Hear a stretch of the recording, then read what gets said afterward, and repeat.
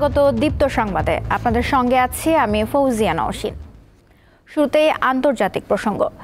জম্মু কাশ্মীরের পেহেলগাঁওয়ে পর্যটকদের উপর বন্দুকধারীদের হামলার জেরে পাকিস্তানের অন্তত 9টি স্থানে ক্ষেপণাস্ত্র হামলা চালিয়েছে ভারত। এতে এখন পর্যন্ত 8 জনের মৃত্যুর খবর পাওয়া গেছে। আহত হয়েছেন অন্তত 35 জন। পাল্টা হামলায় ভারত নিয়ন্ত্রিত কাশ্মীরে পাকিস্তানি সেনাবাহিনীর গুলিতে 3 জন নিহত হয়েছে।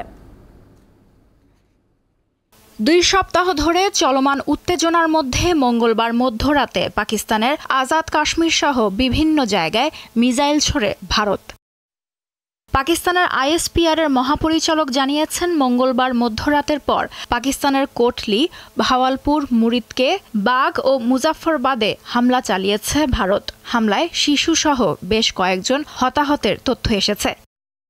ভারতীয় সশস্ত্র বাহিনী নিশ্চিত করেছে তারা অপারেশন সিন্দুর এর অংশ হিসেবে পাকিস্তান এবং পাকিস্তান নিয়ন্ত্রিত আজাদ কাশ্মীরের 9টি স্থান লক্ষ্য করে হামলা চালিয়েছে। তবে এই অভিযানে কোনো পাকিস্তানি সামরিক স্থাপনাকে লক্ষ্যবস্তু করা হয়নি বলে জানানো হয়েছে।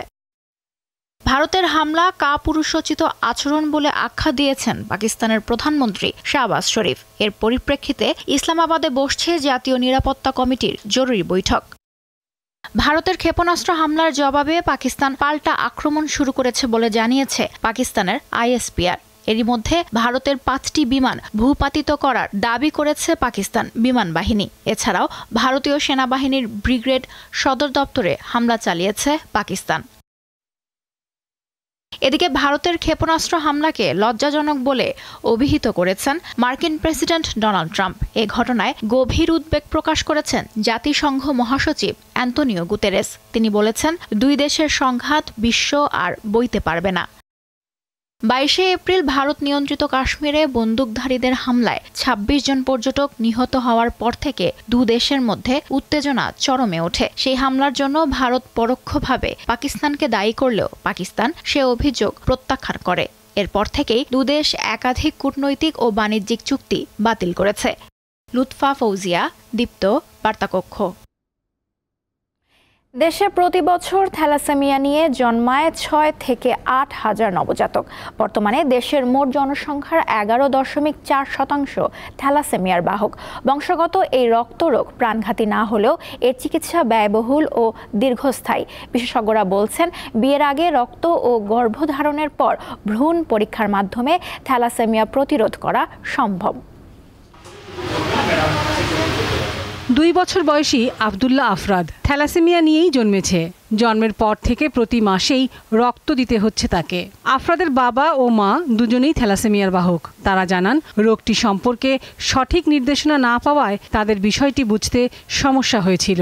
দুঃখজনক হচ্ছে আমাদের ডাক্তারে এত অসচেতন। আমি এই রিপোর্টটা প্রায় 3-4 জন ডাক্তারকে দেখিয়েছি, আমার নিজের পরিচিত ছিল তাদেরকেও দেখিয়েছি। সবারই হচ্ছে কথা এটাই যে সে যেহেতু বাহক তার কোনো সমস্যা নেই। নর্মালি যে গ্রোথ হওয়ার কথা অথবা ওর যে ওয়েট থাকার কথা সেটা ছিল না। আর হচ্ছে 1 বছর বয়স থাকাকালীন সময়ে ওর হচ্ছে কন্টিনিউয়াসলি জ্বর ছিল। উচ্চ মাধ্যমিক পরীক্ষার্থী পুষ্পিতা চৌধুরী হাসপাতালে গিয়ে প্রতি মাসেই নিতে হচ্ছে রক্ত। থ্যালাসেমিয়ার বাহক পুষ্পিতার বাবা জানান, তার 2 সন্তানের মধ্যে একজন থ্যালাসেমিয়া আক্রান্ত। নিয়মিত রক্ত সংগ্রহ করা এবং এর খরচ অনেক বেশি। আমার ব্লাড যদি না নেই তাহলে 1 মাস পর পর নিতে হয়, যদি না নেই শরীর দুর্বল লাগে, খাওয়া দাওয়া কমে যায়।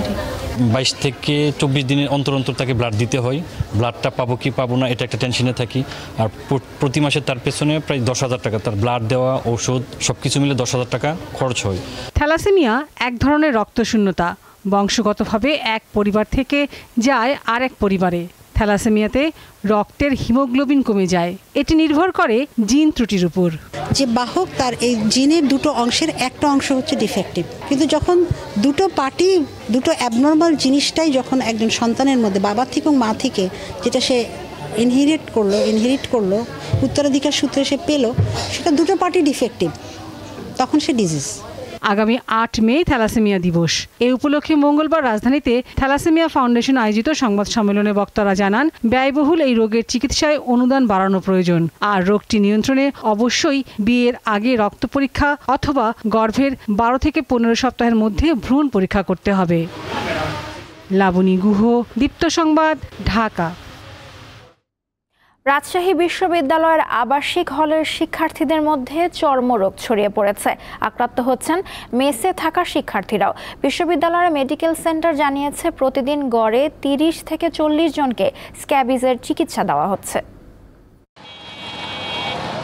উত্তরবঙ্গের সর্ববৃহৎ বিদ্যাপীঠ রাজশাহী বিশ্ববিদ্যালয়ের আবাসিক হল ও মেসে থাকা শিক্ষার্থীদের অনেকের চুলকানির সমস্যায় ভুগছেন। হাত পা সহ শরীরের বিভিন্ন স্থানে খোসপাঁচড়া বা স্ক্যাবিজের কারণে এমনটি হচ্ছে। রাতের বেলায় চুলকানির মাত্রা বেড়ে যায় বলে জানান শিক্ষার্থীরা। চুলকানি হচ্ছিল, তো হালকা হালকা চুলকাচ্ছিল, তো যেহেতু স্ক্যাবিজ ছড়িয়ে পড়তেছে তো আমি রিস্ক নিতে চাইনি, এই জন্য মূলত আমার ডাক্তারের কাছে আসা। ফ্যামিলির এখান থেকে আমাদের অনেকের হয়ে যাচ্ছে। বিশ্ববিদ্যালয় মেডিকেল সেন্টারের তথ্য মতে গত এক সপ্তাহে অন্তত 250 জন শিক্ষার্থী এ রোগে আক্রান্ত হয়ে চিকিৎসা নিয়েছেন। হাত পায়ে একটু লালচে লালচে হয়েছিল, ফোড়ার মতো, তো সেই জন্য আর কি রিস্ক নিতে না চেয়ে আসলাম। মানে সমস্যা হয়, তো আমি আজকে ডাক্তারের কাছে আর আগে দেখিয়েছি, তো সেরকম ফল পাইনি, তো আমি আজকে ওনার কাছে আসছি, উনি আবার টেস্ট দিয়েছেন। স্ক্যাবিজ থেকে রক্ষায় পরিষ্কার পরিচ্ছন্নতা ও সচেতন থাকার পরামর্শ দেন চিকিৎসক। তো এখান থেকে যাই ফোঁটা করে ছিদ্র করে, বেশি ডিপে যায় না বলে এটা অন্যভাবে কন্টামিনেশন হচ্ছে না, চামড়ার ওপরেই থাকছে। নিজের জামা কাপড় বেড কভার শেয়ার করা যাবে, নিজের বেড শেয়ার করা যাবে না। তিনি বলেন, খোসপাঁচড়ার সংক্রমণ ঠেকাতে আক্রান্ত ব্যক্তির সংস্পর্শে আসা সবার চিকিৎসা নিতে হবে। দীপ্ত, বার্তাকক্ষ। খুলনার তালিকাভুক্ত সন্ত্রাসী কালা তুহিন সহ ৩ জনকে গ্রেপ্তার করেছে যৌথ বাহিনী। গতরাত 12টার পর বটিয়াঘাটা উপজেলার চক্রাখালী এলাকায় অভিযান চালিয়ে তাদের গ্রেপ্তার করা হয়।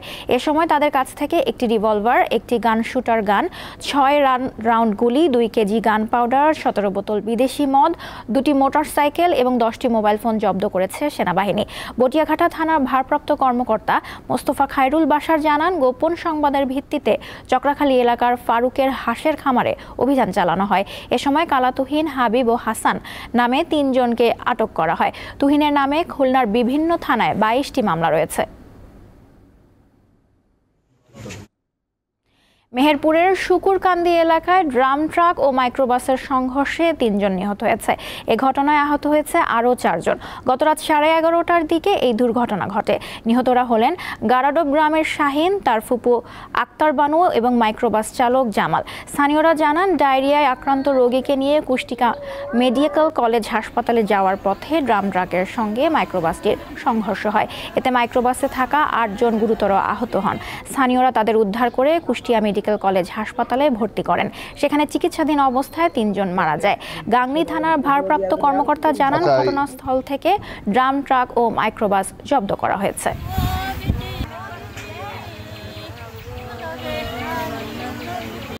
চ্যাম্পিয়ন্স লিগে এবার আরেক ফাইনালিস্টের অপেক্ষা। ফ্রান্সের পার্ক দি প্রিন্সেস সেমিফাইনালের দ্বিতীয় লেগে রাত 1টায় মুখোমুখি হবে পিএসজি ও আর্সেনাল। প্রথম লেগে 1-0 গোলে জয়ের সুবাদে কিছুটা এগিয়ে আছে ফরাসি জায়ান্টরা। প্যারিসের মাটিতে যখন ইতিহাস গড়ার স্বপ্নে বিভোর আর্সেনাল, তখন দলের একাধিক মূল খেলোয়াড় চোটে ছিটকে গেছে। টোমিয়াসু নেই, ক্যালাফিওরিও নেই, গ্যাব্রিয়েল, হাভার্টস, জেসুস, জর্জিনহো সবাই বাইরে। তারপরও যারা আছেন তাদের নিয়ে অবশ্য মিকেল আর্তেতা জানিয়ে রেখেছেন, পার্ক দ্য প্রিন্সেসে আর্সেনাল লড়বে হৃদয় দিয়ে এবং জীবন বাজি রেখে। মেসি, নেইমার, এমবাপ্পেদের সাবেক ক্লাব পিএসজি চলছে দুর্দান্ত প্রতাপ নিয়ে। আলোচনার অনেকটা বাইরে থাকা দলটা এবার নীরবে নিভৃতে নিজেদের নতুন করে চেনাচ্ছে বিশ্ব ফুটবলের দরবারে। গানারদের শক্তির জায়গা রক্ষণ, যা ভাঙতে হিমশিম খেতে হয়েছে রিয়ালকে। সেই দলের বিপক্ষে লুইস এনরিকের পিএসজি তা করে দেখিয়েছে সেমির প্রথম লেগে। পিএসজি শিবিরে যে শঙ্কার মেঘ জমেছিল, সেই চোট কাটিয়ে সতীর্থদের সঙ্গে অনুশীলনে ফিরেছেন ওসমান দেমবেলে। সব প্রতিযোগিতা মিলিয়ে চলতি মৌসুমে 45 ম্যাচে 33 গোল ও 12 অ্যাসিস্ট করেছেন 27 বছর বয়সী এই তারকা। যদিও এবারের আসরে ঘরের মাঠে লিভারপুল আর অ্যাটলেটিকো মাদ্রিদের কাছে হেরেছে প্যারিসিয়ানরা। চ্যাম্পিয়ন্স লিগের শিরোপা ছুঁয়ে দেখা হয়নি দুই দলের কারোরই। 2020 সালের ফাইনালে বায়ার্ন মিউনিখের বিপক্ষে 1-0 গোলে হেরে স্বপ্ন ভেঙেছিল পিএসজির। আর 2006 সালে আর্সেনাল ইউসিএল জয়ের কাছাকাছি পৌঁছালেও হেরেছিল বার্সেলোনার কাছে। ঈশান হাসান, দীপ্ত স্পোর্টস। এই ছিল দীপ্ত সংবাদে। আমাদের পরবর্তী আয়োজন দুপুর 12টায় দেখার আমন্ত্রণ রইল। এছাড়াও দেশ বিদেশের নানা তথ্য জানতে চোখ রাখুন দীপ্ত টিভির ডিজিটাল প্ল্যাটফর্মগুলোতে। ধন্যবাদ সবাইকে।